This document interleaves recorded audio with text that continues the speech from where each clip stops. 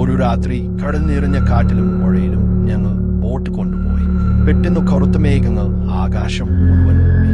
കപ്പൽ തിരകളിൽ പാറിക്കൊണ്ടിരിക്കുമ്പോൾ അകലെ നിന്നും ഒരു വലിയ കപ്പൽ തിരിഞ്ഞു വന്ന ദൃശ്യമായി. ആ കപ്പൽ വലിയതും പുഴയതുമായിരുന്നു. മുറിച്ചുപോയ പാൽകൾ, ഇരുമ്പു ചങ്ങലകൾ, ചാരനിറമുള്ള കമ്പികൾ എല്ലാം അതിലുണ്ടായിരുന്നു. കാറ്റ് ആ കപ്പലിൽ തട്ടിയപ്പോൾ ഒരു ഭയങ്കര ശബ്ദം മുഴുവൻ കടലിലും പടർന്നുപോയി. ഞങ്ങൾ അതിലേക്ക് അടുത്തപ്പോൾ ഒരാൾ കേറ്റത്തു നിന്ന് നോക്കുന്നത് കണ്ടു. മുഖം കണ്ടപ്പോൾ ഞങ്ങൾ വിറച്ചു. അതൊരു മനുഷ്യൻ ആയിരുന്നില്ല, അഥവാ ഒരിക്കൽ മനുഷ്യൻ ആയിരിക്കും.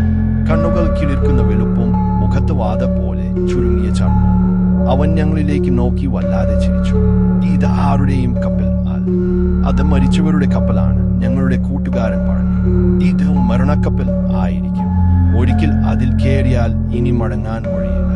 ആ കപ്പലിന്റെ പുറകിൽ ചോര നിറച്ച പോലെ കറുത്ത പാടുകൾ. കപ്പലിന്റെ അകത്തുനിന്നും വിചിത്രമായ കരച്ചിലുകൾ കേട്ടു.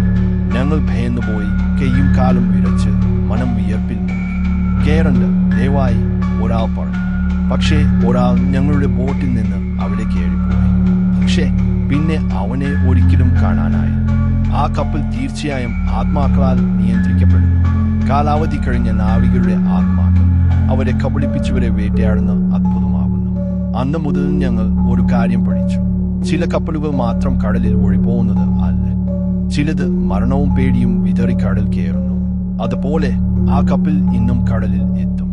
ആലോചിച്ചു നോക്കൂ, നിങ്ങൾ ഓർമ്മയില്ലാതെ ഒരിക്കൽ അതിനെ കാണുകയായിരുന്നു. ശ്രദ്ധിക്കൂ, അത് വീണ്ടും വരും.